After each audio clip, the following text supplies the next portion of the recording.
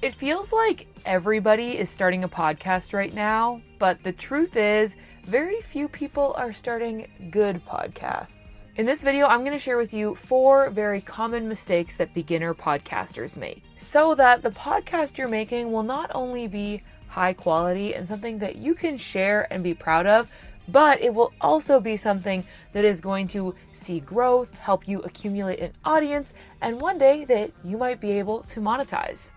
But first, a big thank you to Podcastle for sponsoring this video. Podcastle is an amazing all-in-one web application that lets you record and edit your podcast all in one user-friendly space. The best part? It is totally free. All you need to do is open podcastle.ai in your web browser, plug in your microphone, and start recording. You can even record online interviews, and it's super easy to do. All you have to do is copy a link, send it to your guest, they can pop into the Podcastle recording room, and you're good to go. Once you're done recording, you can edit, again, all inside your web browser. No slow file downloading necessary. Podcastle has royalty-free music and sound effects that you can use to polish up your show and make it super professional and engaging. Finally, just download your finished episode and you are ready to post it. And what I think is super cool is that in addition to this really great experience inside your web browser, Podcastle also has a brand new mobile app that allows you to do all of this from your phone. You can record on your phone, and the coolest thing is you have one login for the app and the online version, so if you want to record something on your phone when you're on the go, you can actually edit it on your laptop if you prefer that too. You've got options. Overall, I think Podcastle is an amazing option for beginner podcasters that are looking for a user-friendly way to just press that record button, make a few cuts, add in some sound effects, and then post your podcast for your audience. So if this sounds interesting to you, if this sounds like a good option for you, then check out the link in the description to check out Podcastle for yourself. I think you're gonna love it. I think it's gonna be a great asset to you on your podcast journey. So check out that link and let's get back into the video. The first mistake that a lot of beginner podcasters make is not planning ahead. Thinking that you can just pick up a microphone and start recording because you and your friends are funny is like the most common mistake in the world of podcasting. Here's the thing, and I'm just gonna say it, not every funny friend group needs a podcast. I really believe if you want to see success with your show, you need to have a concept, a purpose, a mission, a niche, maybe you might say. You got to think about like not just what I want to share, but rather what do people want to hear. It's important to think about your target audience, how they're going to receive the content that you're making, and you need to make sure that you're making it relevant and interesting and useful for them in some way.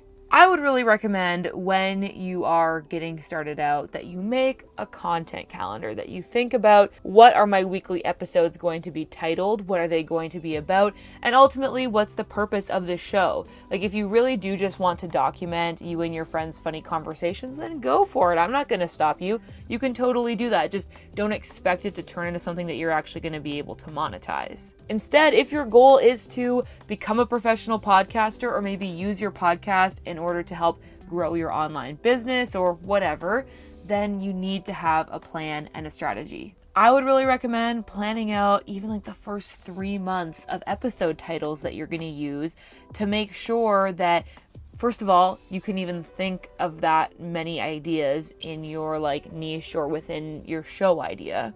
And also that you know that you're going to be able to be consistent once you start posting.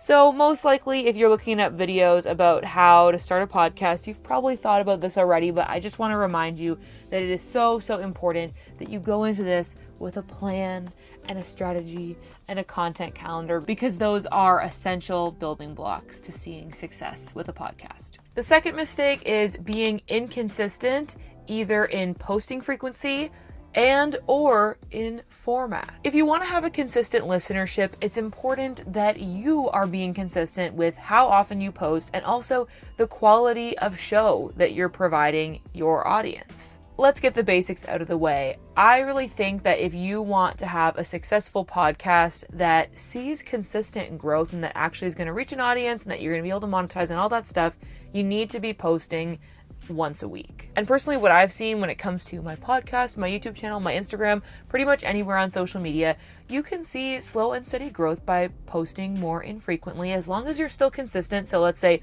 once a month, every 2 weeks, that kind of thing.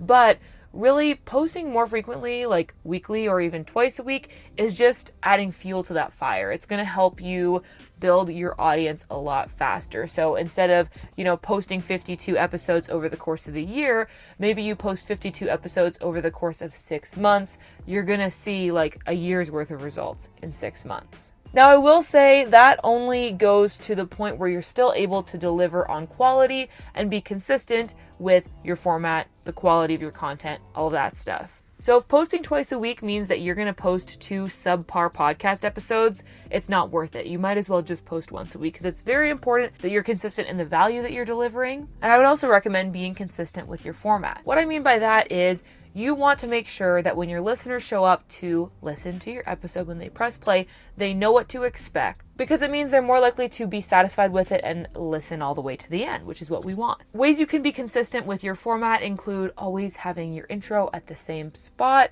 having the same segments week to week, using the same music, which if you actually use Podcastle to edit, which I would recommend, they've got a whole library of royalty-free sound effects and music, so you can have that same consistent intro and outro theme music every week.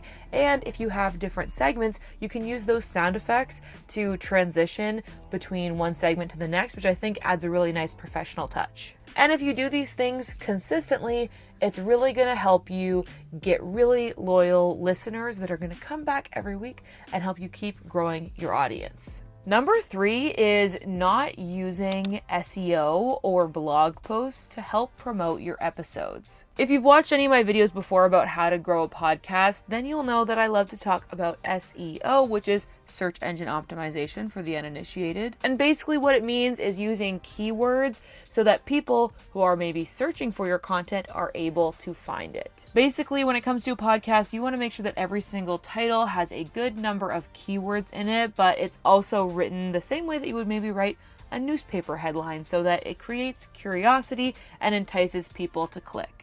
Plus, you want to write show notes that are also keyword rich, because this is going to help you show up in the search engines on Spotify and Apple Podcasts.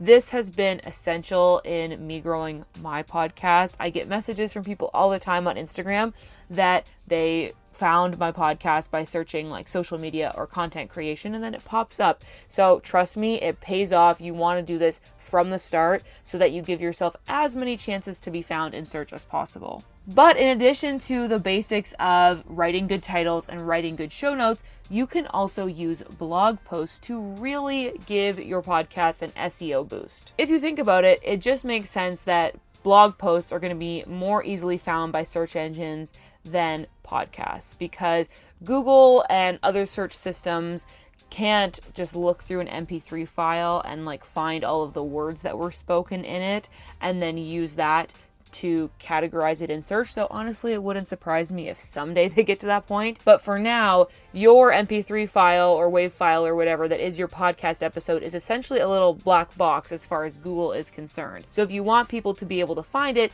then you need to write out in actual text what that MP3 file contains so that it can be sorted by search engines. One really great way to do this is creating blog posts on your website and linking to your podcast episode at the top or like the bottom of the blog post, so people who find your blog post through Google search might go ahead and listen to your podcast.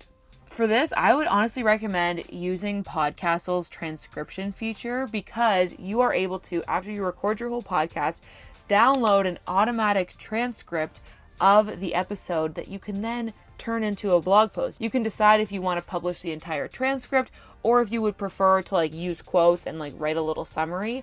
That's up to you, but it is so much quicker than typing out everything that you said. And take that from someone who once did an internship at a fashion magazine where I had to transcribe the journalists' interviews and it took forever.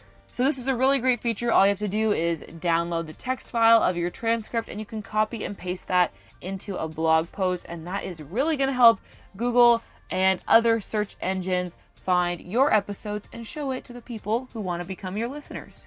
The fourth mistake that beginner podcasters make is not being patient. Hey, here's the thing. It just takes a lot of time to grow. And I know that can be so frustrating to hear, but if we just take a quick look at my analytics from my podcast called Creator Club, you'll see that I started it in early 2020, basically right at the end of 2019. And I was posting weekly episodes for a bit.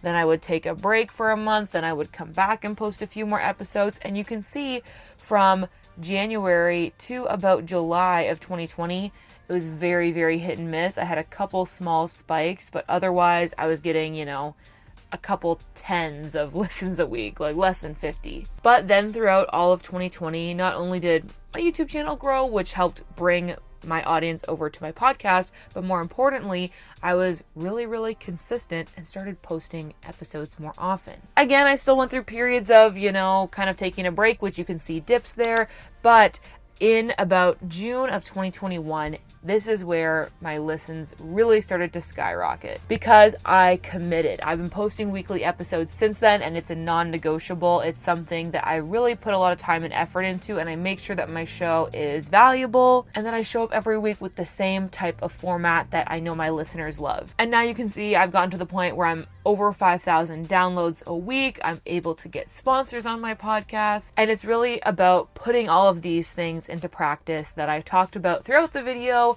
and doing it for a long time, like a year or probably 2 years, and just plugging away, and eventually you will see those results, but it's not going to happen overnight. The thing about podcasts is they don't really tend to go viral unless you're one of the very few exceptions. It's not like TikTok or even Reels where you can kind of blow up because the algorithm is pushing your content to people that might be interested. With podcasts, it's really about leaning into the search engine inside the apps, like inside Spotify, inside Apple Podcasts, using your SEO and just really providing value and being consistent. That is what's going to help you see this kind of growth. Alright, so I hope these tips were helpful. If you've been making any of these mistakes, don't sweat it. You can turn this around. I believe in you. With just a few small tweaks to your strategy, I think that you're going to see some really, really great results. And if you've been looking for a really great and user-friendly platform to record your podcast and edit your podcast, I really cannot recommend Podcastle enough. Check out the link in my description to try it out for yourself. And also, if you're looking for more tips and tricks about starting a podcast, I've got a whole playlist that you are not going to want to miss. This is like my ultimate guide to podcasting. I've heard feedback that it's basically like a full-on course, but for free on YouTube. So go click on that next. I'm sure it'll help you out. And as always, I hope that you are having adventures and following your dreams, and I'll see you in the next video.